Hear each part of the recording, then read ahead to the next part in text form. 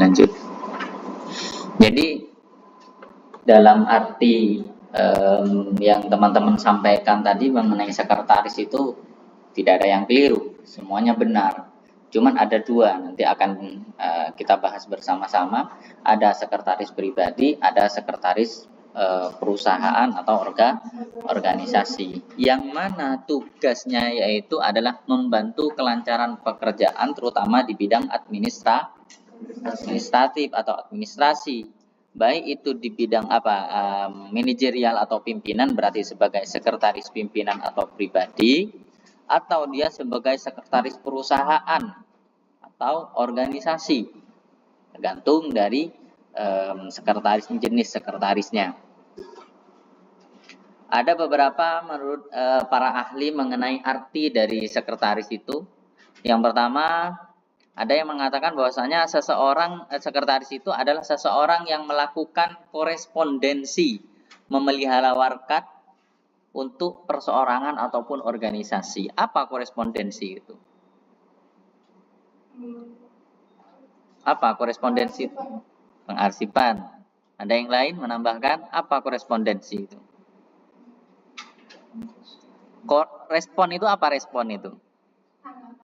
Tanggapan. Jadi korespondensi itu menanggapi surat masuk, yaitu membalas surat. Kalau berupa itu surat atau email dan sebagainya. Memelihara warkat atau warkat. Warkat itu apa? Nota. Warkat itu lebih kepada keuangan.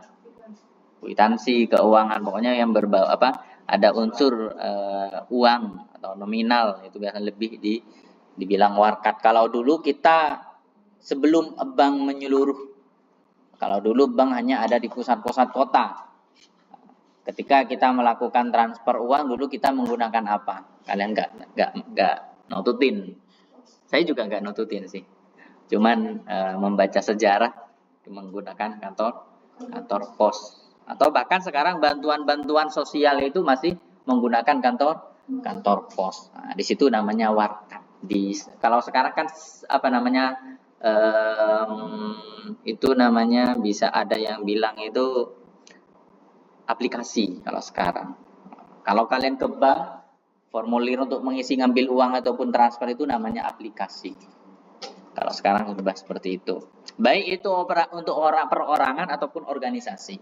Yang kedua, seorang ahli mengatakan bahwasanya sekretaris itu adalah seorang pegawai yang berurusan dengan korespondensi, memelihara warkat dan menangani pekerjaan perusahaan, perorangan, panitia atau organisasi. Sama artinya.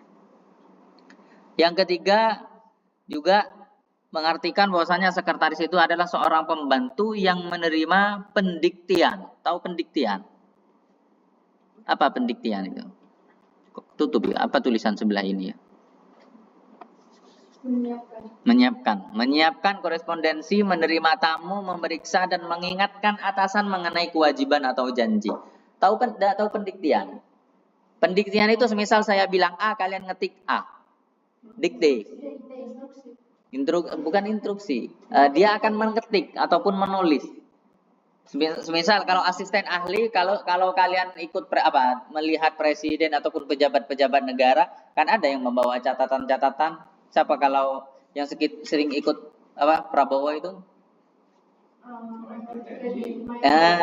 Mayor Teddy. Apa yang disampaikan itu kan ditulis apa? Seperti itu. Pendiktian. Atau menerima tamu, atau juga mengingatkan atasan atau pimpinan bahwasanya hari ini jadwalnya apa, kewajibannya apa. Terus yang selanjutnya ada juga dikatakan bahwasanya sekretaris itu adalah orang yang pekerjaannya mengirim surat, memelihara kertas dan warkat, membuat penyusunan janji perusahaan kepada orang lain ataupun organisasi. Sama. Yang terakhir juga dikatakan bahwasanya sekretaris itu adalah seseorang yang bekerja kepada orang lain untuk membantu pekerjaan korespondensi, pekerjaan tulis, mendapatkan informasi dan masalah rahasia lainnya. Ini agak berbeda, ada bahasa-bahasa rahasia.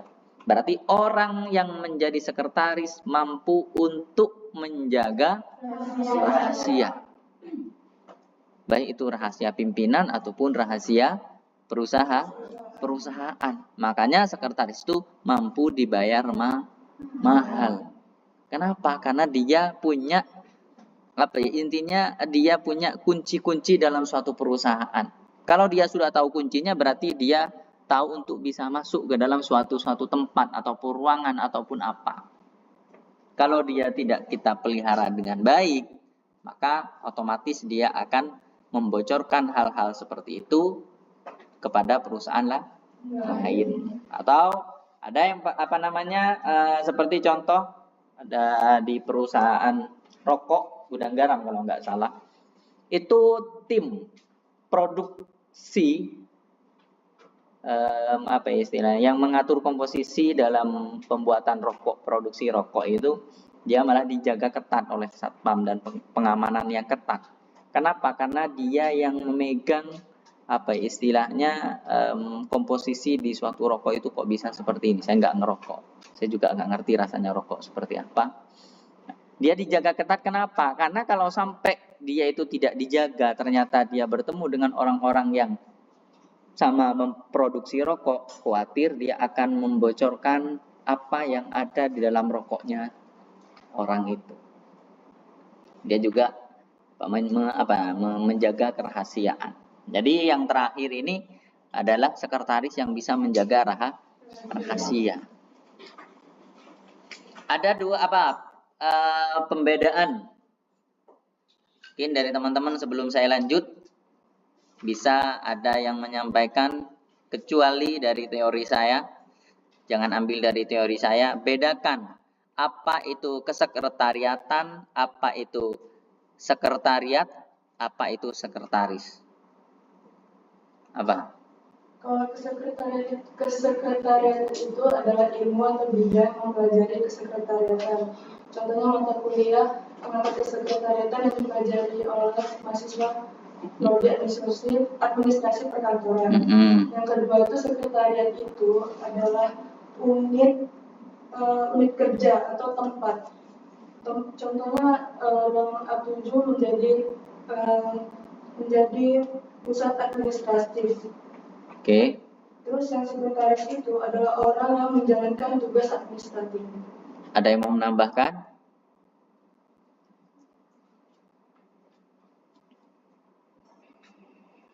Ada yang mau menambahkan? Kalau kesekretariatan itu lebih kepada umum bidangnya. Kalau sekretariat itu unitnya. Semisal nih, kalau di Poltek kesekretariatannya semisal khusus untuk kantornya di mana? Semisal di gedung B. Itu adalah kesekretariatan. Unitnya di mana? Ternyata di dalam Poltek itu ada beberapa unit. Yang pertama adalah unit SDM. Itu namanya sekretariat. Yang kedua unit LPPM, ada unit akademik, ada unit PMB. Terus ada unit sarana prasarana dan sebagainya. Terus ada sekretaris. Sekretaris ini adalah yang melaksanakan. Kalau sekretaris ini adalah sekretaris unit, berarti dia ada di unit kerja. Kalau dia sebagai sekretaris organisasi, berarti dia sebagai sekretarisnya Poltek. Ya, sekretaris seperti yang disampaikan tadi, yaitu adalah orang yang membantu baik itu pimpinan ataupun perusahaan dalam proses administratif. Ada beberapa fungsi sekretaris. Secara ruang lingkup itu ada dua fungsi. Yang pertama fungsi primer sama sekunder. Kalau untuk primer itu adalah memberikan jasa atau pelayanan jasa administratif yang menunjang kegiatan operasional perusahaan melalui keterampilan. Seperti apa? Yaitu pengetikan, penanganan telepon, pengelolaan surat dan arsip lainnya, agenda pengadaan, dan lain-lain. Jadi itu adalah fungsi primernya, yaitu memberikan jasa. Kenapa? Karena dia memberikan jasa pekerjaan. Bisa dibilang apakah konsultan bisnis itu bisa dikatakan sekretaris perusahaan?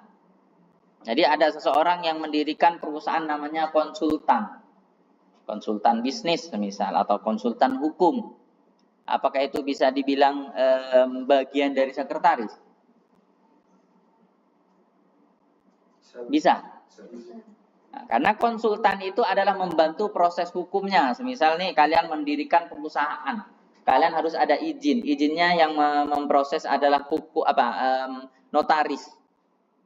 Kalau di konsultan hukum berarti notaris. Nah, notaris itu berarti dia termasuk dalam ruang lingkup sekretaris yang memberikan jasa pelayanan untuk menunjang kegiatan operasional perusahaan. Karena perusahaan tidak bisa berdiri tanpa adanya izin operasional perusahaan itu sendiri. Dan yang mengurus itu adalah notaris.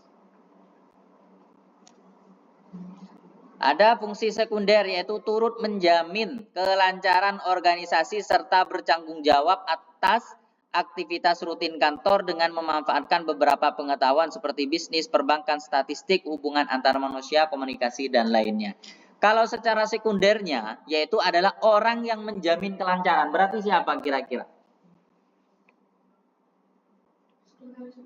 Sekretaris perusahaan langsung ataupun bisa dibilang adalah pegawai langsung. Kenapa? Karena dia yang menjamin kelancaran. Contoh nih, semisal ada seorang karyawan yang bisa dibilang dia adalah jantungnya administrasi. Kalau dia nggak masuk, operasional akan terhambat. Dan sulit untuk digantikan oleh orang lain. Maka dia adalah sebagai fungsi sekunder dalam ruang lingkup fungsi sekretaris. Berarti nggak boleh sakit jadi seorang sekretaris. Boleh sakit enggak? Ya enggak lah, jangan sakit. Jangan sakit. Ya kalau manusia ya sakit ya. Bukan malaikat ya. Jadi kalau secara sekunder fungsinya itu adalah yang bertanggung jawab dalam aktivitas rutin kantor yang menjamin kelancaran sebuah perusahaan atau organisasi. Itu secara sekundernya. Kalau secara primernya yaitu adalah orang yang memberikan jasa pelayanan. Karena kalau kita kerja di perusahaan yang akan kita jual apa? Kita jual apa? Skill atau jasa? Skill, kemampuan. Kita memberikan apa? Berupa apa? Barang atau jasa?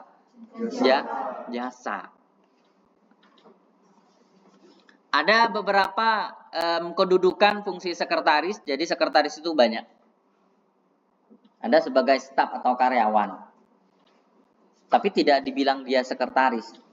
Tapi secara kedudukan dia juga membantu dalam proses kelancaran perusahaan. Jadi staf atau karyawan itu masuk dalam fungsi kedudukannya. Yang kedua adalah resepsionis. Tahu resepsionis? Pernah ke hotel? Sering? Enggak. Sama ngapain sih ke hotel kalau enggak pernah? Masuk tiap hari tidur di hotel. Oke, resepsionis kalau kita ke hotel mungkin kita disambut oleh resepsionis. Selamat pagi Bapak, Ibu, ada yang bisa saya bantu? Ya, saya mau check in. Untuk berapa orang? 2 orang. Untuk kamarnya butuh yang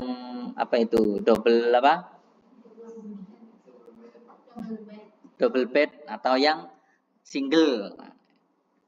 Oh ya, yang single aja semisal. Oh ya, mau check in jam berapa? Atau kita sekarang lebih check innya menggunakan aplikasi Traveloka atau ada sistem-sistem khusus yang dimiliki oleh hotel itu sendiri. Jadi bisa dibilang resepsionis itu sudah mulai berkurang. Kenapa? Karena orang hanya datang ke resepsionis itu pada saat dia mau check-in saja. Dia transaksinya menggunakan aplikasi ataupun sembarang web. Ada operator telepon. Ini saya pernah menjadi operatornya telepon. Hampir tiap hari, halo selamat pagi, dengan saya bisa saya bantu. Jadi ada 2 untuk operator kantor itu. Kalian boleh menyebutkan nama sendiri. Kalau kalian adalah perusahaan jasa yang memang itu adalah call center, yang pasti dia akan banyak menghubungi kalian, berarti kalian harus menyebutkan nama pribadi. Jadi halo selamat pagi, dengan saya Bayu, ada yang bisa saya bantu? Karena dia sudah tahu bahwasanya dia memang mau dia call center yang memang dia telepon ke perusahaan itu. Seperti apa kita telepon PLN tengah-tengah malam? Kan nomornya adalah memang nomor call center. Yang dituju adalah memang PLN seperti itu. Berarti dia menyebutkan nama. Jadi halo selamat pagi atau selamat malam, selamat siang dengan saya Bayu, ada yang bisa saya bantu? Karena kita adalah call center. Tapi kalau kalian bekerja di perusahaan yang bukan teleponnya itu bukan telepon call center, tapi adalah perusahaan bisnis, maka kalian tidak perlu menyebutkan nama, tapi menyebutkan nama perusahaan. Halo selamat pagi dengan Semen Indonesia Foundation semisal. Halo selamat pagi dengan Semen Indonesia, ada yang bisa saya bantu? Kenapa aku menyebutkan perusahaan? Karena khawatir dia mau telepon perusahaan lain muncul malah kepencet nomor kantor kita. Itu ada 2 seperti itu. Nanti mungkin di semester 2 ada mata kuliah kesekretariatan, itu ada praktek telepon menelpon. Jadi itu jawabannya. Kalau perusahaan tempat kalian bekerja adalah memang perusahaan jasa call center, saya pernah juga di admin pinjol. Saya pernah. Tahu kan? Admin pinjol nagih-nagih utang tapi by phone itu. Aduh. Serem. Tapi nggak boleh ngancam. Ada yang pinjol yang memang itu debt collector, yang ngancam-ngancam itu debt collector. Kalau istilahnya kalau yang by phone itu lupa saya. Saya pernah nyoba. Saya kan kepo orangnya. Nyoba saya bekerja kalau nggak salah itu sekitar 15 hari atau 15 pas 10 hari. Jadi nggak terima gaji habis itu keluar. Iya. Satu ruangan itu kalau nggak salah bisa sampai ada sekitar 200 atau 300 orang tim. Satu ruangan besar Surabaya. Itu jasa. Dia bukan pinjolnya. Tapi dia jasa untuk menagihnya. Jadi pinjol ketika sudah jatuh tempo maksimal itu kalau nggak salah 2 bulan atau 30 hari dia sudah dialihkan ke vendor. Lah kita ini adalah vendornya. Jadi satu ruangan itu dibagi, ini pinjolnya Aku Laku, ini pinjolnya Kredivo, ini pinjolnya apa. Ada yang dari perusahaan perbankan ada yang resmi. Tapi yang resmi memang, bukan pinjol-pinjol yang enggak resmi. Jadi satu ruangan, suaranya halo selamat pagi, rame. Tapi kan kuping kita ditutup. Enggak dengar teman-teman mau bilang apa. Ada yang sampai misu-misu ya. Enggak yang luar Jawa nggak ngerti misu-misu. Apa ya? Kasar, bahasa kasar ya. Kalau orang sini kan namanya misu-misu. Itu. Kalau dia bisa tembus sampai ternyata dia bayar 5 juta, langsung di ruangan itu ramai, tepuk tangan. Ya itu. Kalau mau makan bawa bekal. Karena kantinnya nggak terlalu banyak. Kalau ngantri di kantin itu jam istirahat jam 12 sampai jam 1 belum dapat makan. Makanya harus bawa makan. Keluar tempat kantor, tempat kerja, keluar dari kantor kalau keluar serentak itu, kalau keluar jam 6 mungkin keluar dari parkiran dari loket itu paling jam 6:30. Jadi sekitar dari parkiran sampai keluar itu sekitar 30 menit. 30 menit. Kantornya itu ada di mana itu ya? Daerah lupa saya. Daerah Unisa, masih ke sana. Masih ke selatan kalau nggak salah. Itu ada arsiparis. Arsiparis ini apa? Yaitu orang yang melakukan pengarsipan. Ada pengetikan. Mungkin teman-teman tapi kalau di tempat print, kira-kira dia bisa dibilang sekretaris enggak, Pak? Tukang print membantu pengetik, Pak. Apakah dia? Ya itu sekretaris kalian berarti. Itu sekretaris kalian. Karena dia salah dirubah, dia mau. Ada selanjutnya membantu pimpinan. Jadi bisa dibilang adalah sekretaris, semisal sekretaris gubernur, sekretaris manajer, sekretaris komisaris, sekretaris direktur, atau sekretaris pribadi kalau kalian punya sekretaris di rumah. Public Relation Officer ini memang banyak di perusahaan ini ada yang memang menjalin. Public Relation Officer ini adalah tangan kanan. Tapi tidak humas bisa juga dibilang tangan kanan karena dia memang statusnya bukan sekretaris, tapi dia lebih bahasanya ada dirubahnya adalah asisten, ada yang seperti itu. Kalau humas itu masuk ke dalam unitnya. Tapi di humas itu masih ada bukan orangnya. Humas itu kan nama unitnya. Tapi di humas itu masih ada kepala, ada cabang karyawannya di dalamnya. Ada individu memang dia sekretaris pribadi. Mungkin di sini ada yang bapaknya atau orang tuanya punya sekretaris pribadi.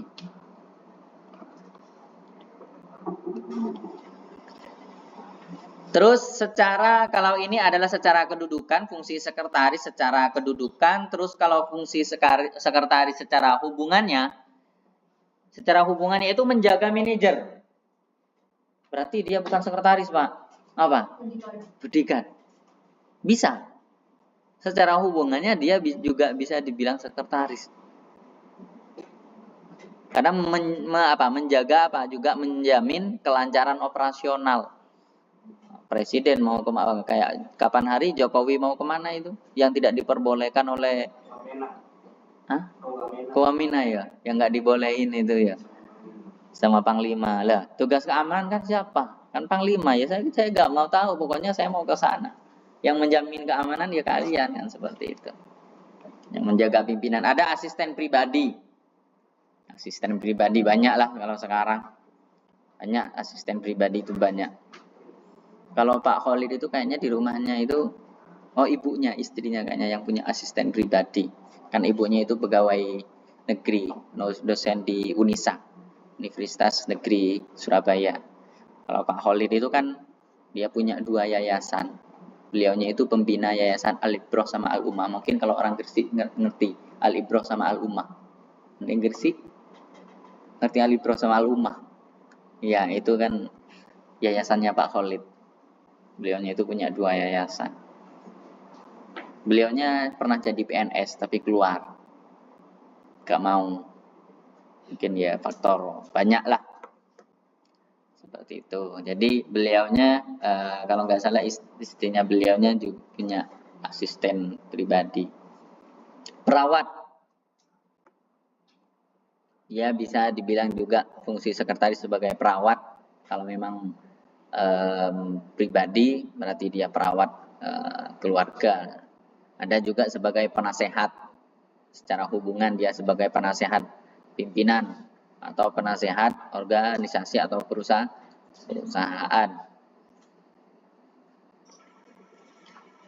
Ada beberapa jenis jabatan sekretaris. Ada sekretaris organisasi, yaitu seseorang yang memimpin suatu sekretariat dari suatu perusahaan atau suatu instansi pemerintahan tertentu dengan fungsi utama mengordinasikan seluruh pelayanan administrasi yang menunjang kegiatan operasional. Jadi kalau sekretaris organisasi itu yang memimpin kesekretariatan. Jadi dia adalah yang terpuncak. Bukan sekretaris pribadi, tapi dia adalah sekretaris perusahaan, berarti dia yang memegang kesekretariatannya. Dia yang memegang sekretariatan di suatu perusahaan atau pemerintahan itu sendiri. Ada namanya sekda. Pernah dengar sekda? Sekretaris daerah. Itu bisa dibilang sekretaris organisasi. Coba teman-teman cari 5 contoh jenis sekretaris organisasi. Selain yang saya sebutkan tadi, sekda itu tadi.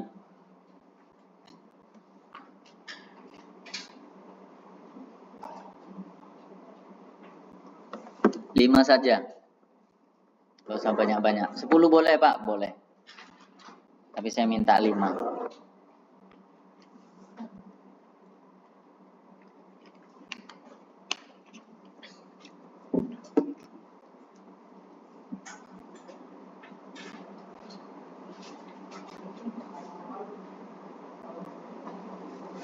Nah, sudah?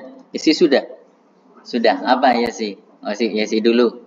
Sekretaris OSIS. OSIS, sekretaris BEM, sekretaris Karang Taruna, sekretaris gereja, sekretaris panitia acara. Kamu pernah kelima-limanya itu? Aku pernah jadi sekretaris gereja. Kamu pernah jadi sekretaris gereja? Ngapain kamu? Tugasnya, job list-nya ngapain? Membuat surat. Terus kalau rapat itu membuat proposal pendidikan Natal gitu. Diajukan ke Ini Pak, kayak ada itu namanya apa? toko-toko ini, toko-toko penjual yang jualan gitu. Oh, pengusaha. Dikasih proposal. Oke. Sponsor. Oh, minta sponsor juga. Berarti dia pasang iklan dong? Enggak, kalau enggak pasang iklan berarti enggak sponsor.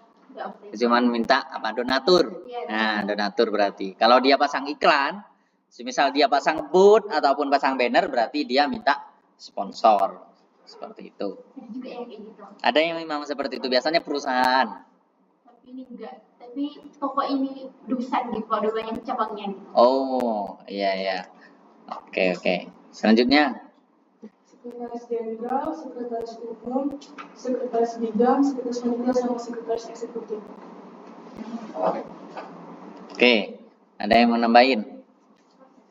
Oke, organisasi bukan pribadi. Organisasi, sekretaris koperasi, Mm-mm. sekretaris partai politik, sekretaris Kamu- KSM, lembaga swadaya masyarakat, sekretaris KPU, komisi pemilihan umum, sama sekretaris OSIS. Oke, selanjutnya. Itu dulu, Riwano, siapa? Sekretaris Karang Taruna, sekretaris BMI, klub olahraga atau kreativitas lain, sama sekretaris pramuka atau yang lainnya, sama sekretaris PKK. PKK, ibu-ibu. Iya, PKK ibu-ibu kan? Iya, itu organisasi. Oke, sebelahnya. Sekretaris perusahaan, sekretaris DPR atau DPRD, sekretaris organisasi kemahasiswaan, sekretaris organisasi sosial atau komunitas, sekretaris organisasi olahraga. Oke, ada yang mau nambahkan? Nanti tak rubah tempat duduk yang biasa di belakang, tak suruh di depan nanti. Iya, kita rolling. Jam 10 ya.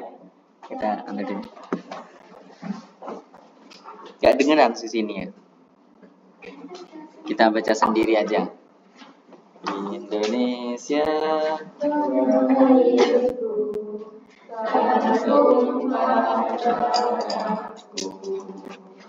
di sanalah aku berdiri, jadi pandu ibuku. Indonesia kebangsaanku, bangsa dan tanah airku. Marilah kita bersatu, Indonesia bersatu. Hiduplah tanahku, hiduplah negeriku, bangsaku, rakyatku semuanya. Bangunlah jiwanya, bangunlah karirnya, untuk Indonesia Raya. Indonesia Raya, merdeka, merdeka, tanahku, negeriku yang ku cinta. Indonesia Raya, merdeka, merdeka, hiduplah Indonesia Raya. Mau lanjut? Oke. Ada yang menambahkan? Rizky. Sekretaris BM, mahasiswa, sekretaris OSIS, sekretaris proyek, sekretaris departemen, sekretaris eksekutif. Oke, satu lagi. Ada yang menambahkan? Ada yang menambahkan satu lagi? Nggak ada? Oke, kita lanjut. Jenis jabatan sekretaris sebagai sekretaris pribadi. Sekretaris pribadi tidak berstatus sebagai manajer, walaupun dia harus menjalankan manajemen terhadap bawahannya. Dia merupakan pembantu pimpinan dengan tugas utama melaksanakan tugas dari pimpinan yang bersifat pribadi. Jadi, untuk sekretaris pribadi, dia tidak berstatus manajer, walaupun dia punya wewenang mengatur bawahan. Jadi, misal nih kalian menjadi sekretarisnya manajer atau direksi. Kalian tidak berstatus sebagai pimpinan, tapi kalian punya wewenang di bawahnya. Semisal nih, administrasi dalam perusahaan di bawah semisal manajer keuangan. Administrasinya lagi kurang baik-baik saja. Kalian punya berhak mengatur bawahan, tapi kalian tidak wewenang secara luas. Hanya berstatus sebagai sekretaris. Kalian karena kalian sebagai sekretarisnya manajer, kalian sampai nunjuk-nunjuk sampai pakai kaki-kaki, ya nggak bisa. Nggak bisa. Saya pernah itu soalnya kerja sampai ditunjuk-tunjuk sama kaki itu. Dulu pada saat awal lulus SMA. Cobalah pengen kerja gitu. Sebelum saya kuliah, sebelum saya mulai masuk kuliah, kerja ikut orang jualan baju. Ditunjuk-tunjuk sampai kaki, ya nggak begitu juga. Ada etikanya, meskipun pimpinan seperti apapun, kalau sampai separah itu ya bukan, ya tidak patut untuk kita contoh. Nah, jadi sekretaris pribadi itu punya wewenang untuk bawahan, tapi tidak berstatus sebagai pimpinan. Dia hanya sebatas sebagai sekretaris. Apa job desk-nya dia? Mengatur semisal administrasi agar supaya administrasinya berjalan dengan lancar. Laporan keuangan ataupun laporan penjualan dan sebagainya, laporannya tepat waktu. Semisal laporan harian, biasanya laporan harian jam 4 atau jam setengah 5 itu sudah harus disetor kepada pimpinan. Jadi mau tidak mau, karyawan harus selesai. Biasanya kalau harian itu, semisal nih, sekarang tanggal berapa? 29 bulan 9/25. Besok tanggal 39/25. Biasanya seorang karyawan itu kalau admin, dia akan mengerjakan pada tanggal 30 ini, mengerjakan tanggal 9. Dan pimpinan itu menginginkan semisal jam 4 sore, pekerjaan ini sudah diselesaikan. Jadi admin itu adalah mengerjakan pekerjaan yang lampau, yang sudah selesai, untuk diproses administrasinya secara pelaporan dan sebagainya. Kalau operasional, dia bekerja pada hari itu juga. Jadi kalau operasional namanya juga operasional, berarti dia bekerja pada saat operasional perusahaan itu berlangsung. Melihat berapa penjualan hari ini, sudah berapa barang yang sudah keluar, berapa stok barang posisi di gudang, itu adalah operasional. Tapi kalau admin itu lebih menghitung atau mengkalkulasi ataupun dia membuat laporan report, itu adalah hari yang sudah lampau kemarin. Jadi kalau seorang pimpinan minta jam 4 ataupun jam 3 sore harus selesai, maklum. Kenapa? Karena itu adalah pekerjaan yang sudah ready. Tinggal kita dikerjakan apa belum. Seperti itu. Nah, terus kalau saya dulu di operasional, saya menerima uang, setoran uang. Waduh, kalau sampai setoran uang 2000-an sampai 2 juta. 2000-nya sampai banyak sing nekuk-nekuk, kotor. Waduh, kadang kalau sore sudah males, kadang saya sudah jam 6 sore belum masuk semua. Saya nunggu setoran. Kalau ada setoran sampai 2000-an sampai berjuta-juta, enggak tak itu. Enggak saya hitung, ya wis tak masukkan berangkas, besok dihitung. Kalau kurang, biasanya kalau sudah lewat hari, orang yang bawa uang itu nggak mau. Jadi saya harus hitung waktu itu juga. 1, terjadinya uang palsu. 2, uang kurang. Jadi kalau sudah lewat besok, dia nggak percaya sama saya. Kenapa? Kenapa kok nggak dihitung sekarang? Kenapa kok nggak dihitung kemarin pada saat uang diterima? Patut dia curiga sama saya. Kenapa? Karena sudah nginep. Bisa jadi saya ngambil. Bisa jadi jatuh. Bisa jadi diambil orang. Seperti itu. Itu kalau operasional bekerja pada hari itu juga, terjadi transaksi di hari itu juga, itu operasional. Kalau admin itu lebih kepada mengerjakan pekerjaan yang sudah lampau. Enak jadi admin, enak. Enak kok. Jadi admin, iya. Enak jadi admin perusahaan apa di tempat kerja itu enak. Tapi di situ kadang ada pimpinan minta, saya mau minta laporan tanggal sekian pada tahun sekian. Ya mau tidak mau kita cari. Ya kalau hanya bulan sekian, kalau sudah berganti tahun sekian, oke kita punya arsip digital, tapi dia minta fisik. Kita harus bongkar-bongkar arsip di gudang-gudang arsip. Kayak gitu, siapnya di situ.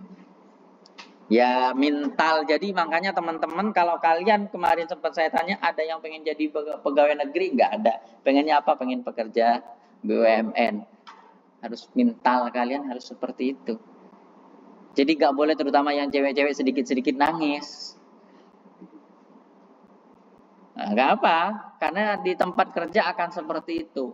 Makanya di mulai kalian 3 tahun ini diasah betul. Tidak hanya kecerdasan, mental juga harus. Ya kalau sama pimpinan, kadang sama karyawan pun kalian juga akan seperti itu. Siapa Rasni juga. Berapa tahun kamu bekerja Rasni? 2 tahun ya. Sudah merasakan gimana di dunia kerja seperti apa. Itu. Jadi teman-teman itu mentalnya itu juga harus dipersiapkan. Belum lagi yang saling sikut menyikut di dunia kerja.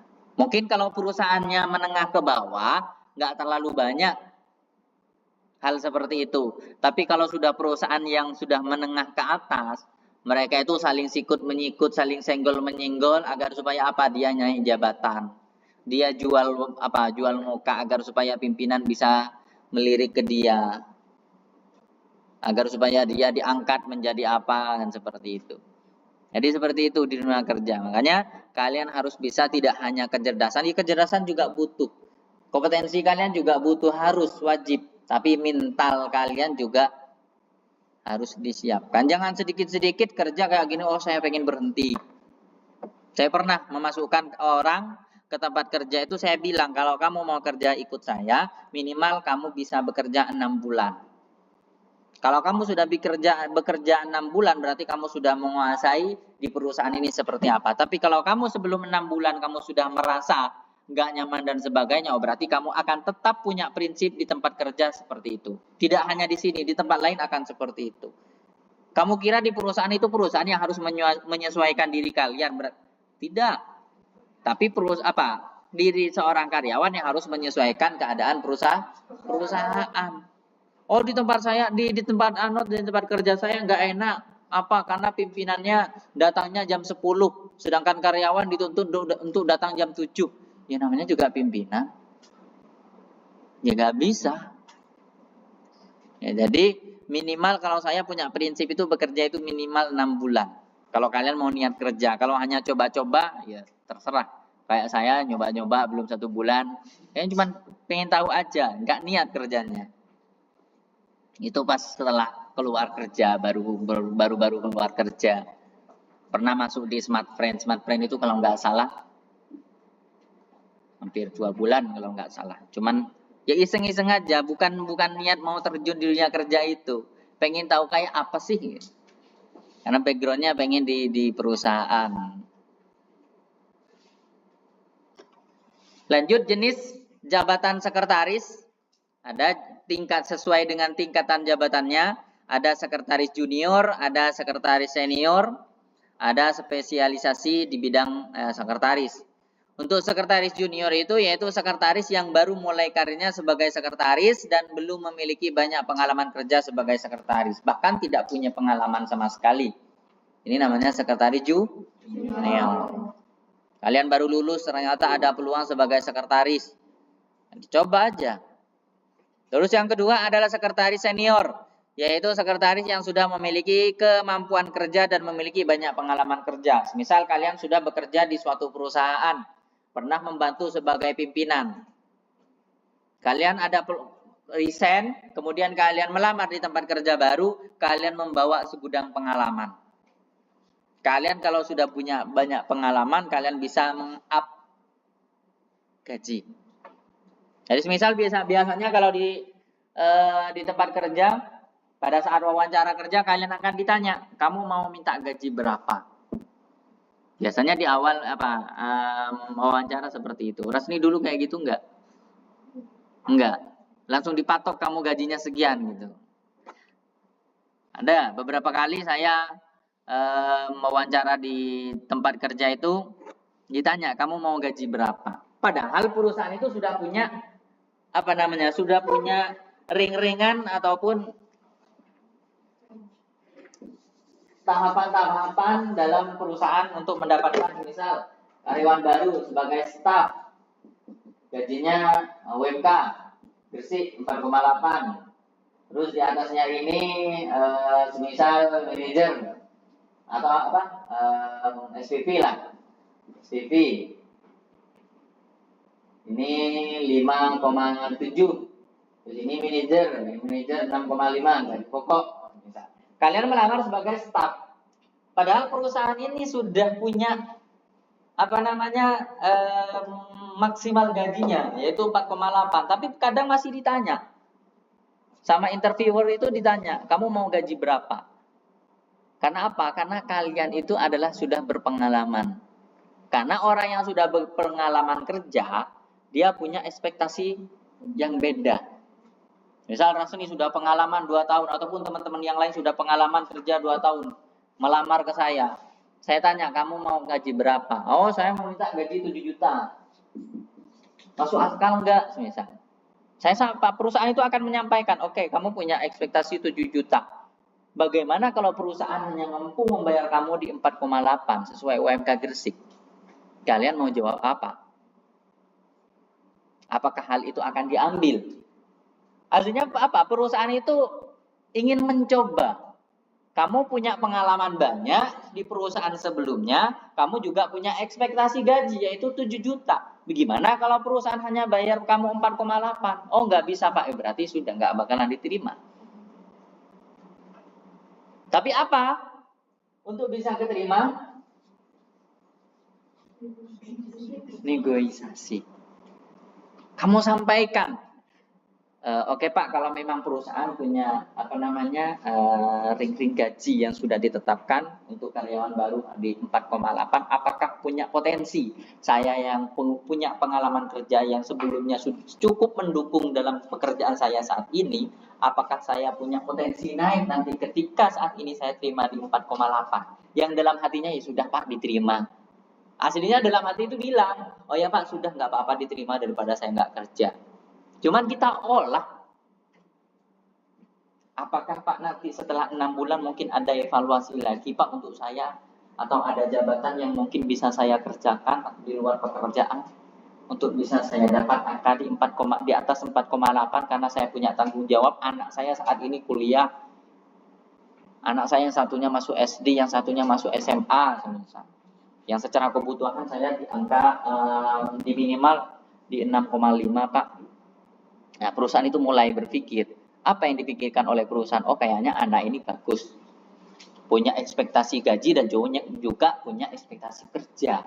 Jadi tidak hanya gaji tok yang dipikirkan, tapi dia juga punya ekspektasi kerja yang bagus untuk perusahaan. Menawarkan diri kepada perusahaan, bolehkah Pak saya sambil lembur malam nggak apa-apa, pekerjaan saya bawa ke rumah agar saya bisa mendapatkan uang tambahan. Oh, nggak bisa, kamu harus loyalitas sama perusahaan. Nah, itu. Ada yang seperti itu. Oke, lanjut. Jadi kalau orang punya pengalaman kerja itu bisa meng-up gaji. Ada jenis spesialisasi di bidang keahlian sekretaris itu sendiri, yang mana sekretaris ini harus memiliki kemampuan dan keterampilan kerja sebagai seorang sekretaris handal dan bisa menangani banyak hal.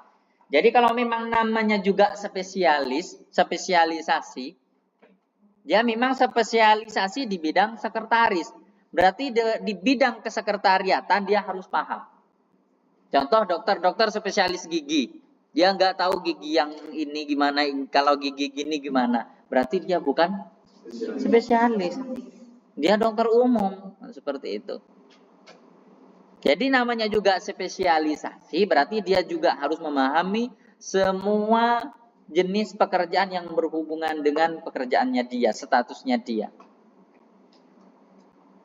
Pada saat ada mahasiswa praktek, anak saya pada saat rawat di rumah sakit, ada mahasiswa kedokteran dari Universitas Ciputra, kalau nggak salah. Nah, dia bagus pengawasannya ketika ditanya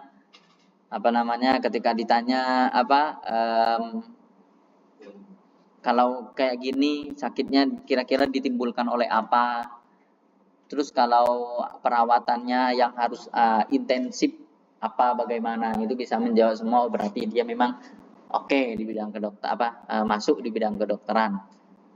Kadang ada dokter yang sukanya marah-marah, orang sakit masih dimarah-marahin, ya tambah sakit. Jadi dia kurang bisa membaca, kadang ada yang seperti itu. Jadi namanya juga spesialisasi, berarti kalian harus bisa menangani banyak hal dan bisa diandalkan.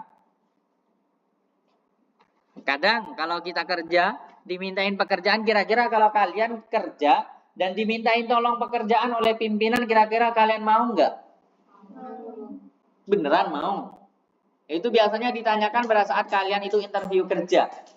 Kalau kamu nanti dimintain pekerjaan di luar tanggung jawab kerja kamu, apakah kamu mau menerima? Ada jawaban tidak, ada yang jawaban mau. Kalau saya tidak. Kalau dalam bentuk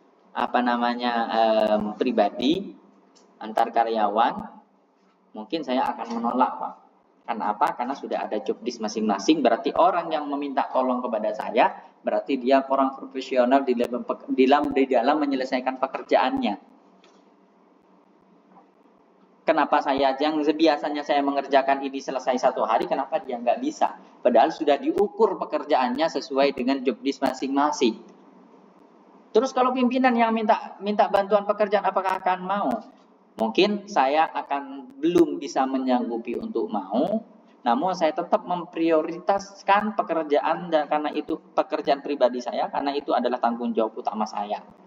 Kalau memang nanti pekerjaan utama saya sudah selesai, mungkin saya akan bisa menerima pekerjaan tambahan itu, baik itu dari pimpinan ataupun dari pihak lain. Kenapa? Saya sebagai karyawan di bagian ini, saya bertanggung jawab di sini.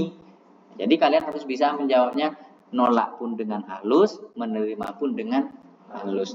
Menerima dengan halus bagaimana? Di akhir mungkin ada tambahan yang bisa diberikan. Nah, itu diminta.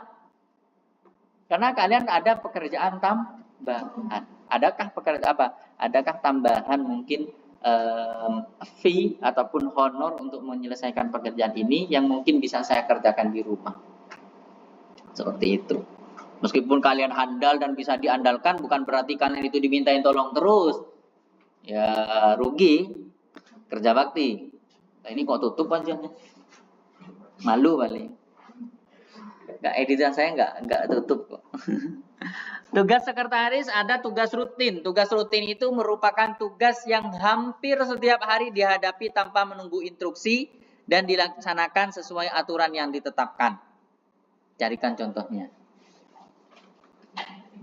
Tugas sekretaris yang mana tugasnya rutin. Apa contohnya? Arsip dokumen. Ada lagi, tugas rutin. Mengatur jadwal. Mengelola surat dan korespondensi. Membuat laporan harian, namanya juga rutin ya. Harian berarti dia memang pasti tiap hari itu ada. Terus selanjutnya menyusun agenda dan jadwal. Oke, selanjutnya mengatur rapat. Oke, menyusun jam sekian. Biasanya dia mengagendakan jam sekian ada rapat ini dengan pimpinan ini, jam sekian merapat dengan pimpinan lain. Gimana? Membuat notulen rapat. Kira-kira kalau hari ini nggak ada rapat? Oke, masih rutin tapi ada objeknya, yaitu ketika ada rapat. Itu yang tanpa ada instruksi dia mulai. Jadi kalau kalau sekretaris yang pekerjaannya rutin itu tanpa dia suruh dia mengerjakan. Misal, oh ini saya minta berkas yang ini. Oh iya Pak, lupa Pak. Belum saya arsip. Apakah itu patut dijawab oleh seorang sekretaris padahal itu adalah pekerjaan rutin? Tidak. Yang kedua adalah pekerjaan instruksi, tugas instruksi. Tugas yang tidak dilaksanakan setiap hari dikerjakan pada saat instruksi saja. Terkadang tercantum dalam uraian tugas, terkadang juga tidak.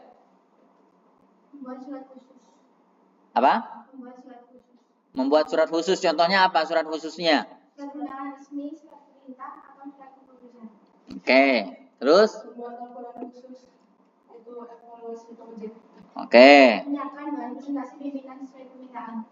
Menyiapkan presentasi ataupun bahan presentasi untuk pimpinan karena mau ketemu dengan klien. Ada lagi? Menyiapkan notulen rapat. Itu harus diminta enggak? Kira-kira kalau sekretaris itu harus diminta enggak? Enggak. Iya, itu berarti rutin. Berarti rutin, bukan instruksi. Yang instruksi diperintah dulu baru dikerjakan. Menyiapkan dokumentasi rahasia atau penting sesuai instruksi langsung oleh pimpinan. Contohnya?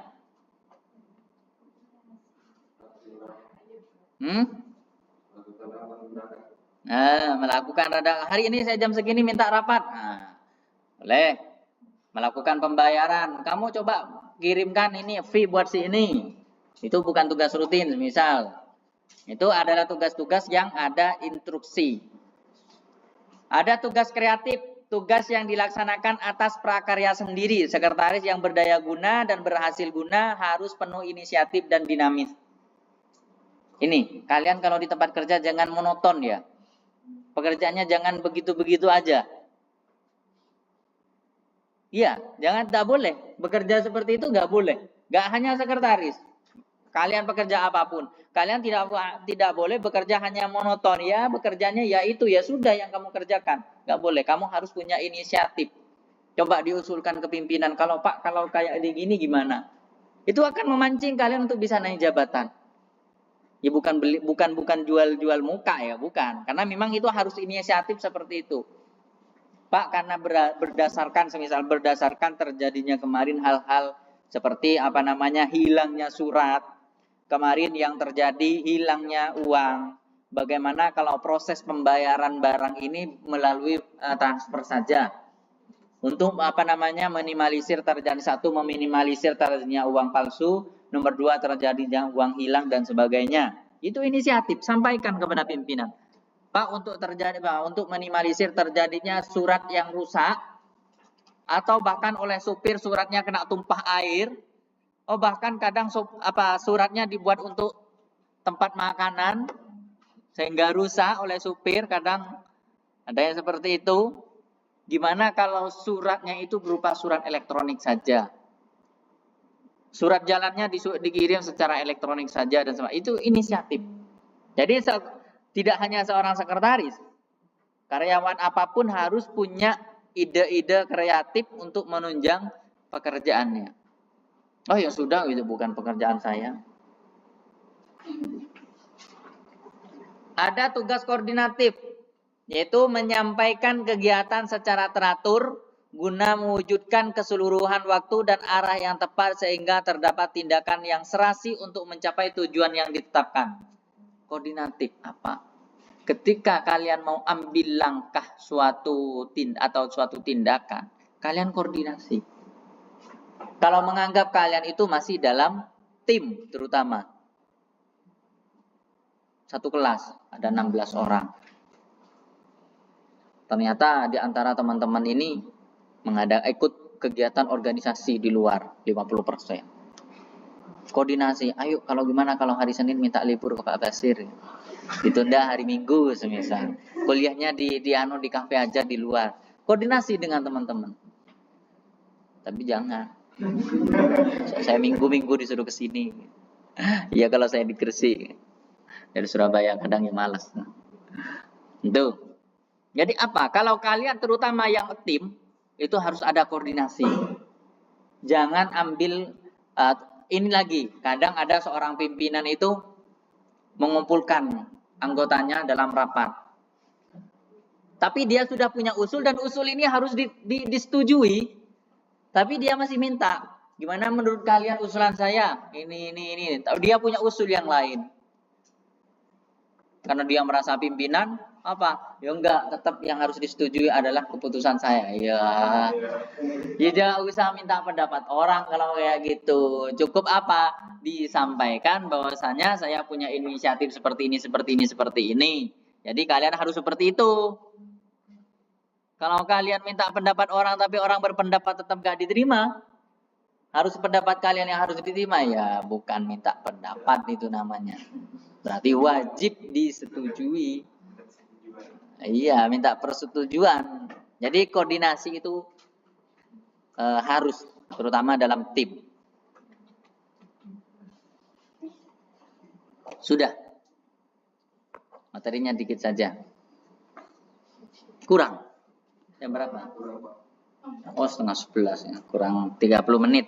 Oke, silakan kalian yang mau mengerjakan kuisnya dikerjakan.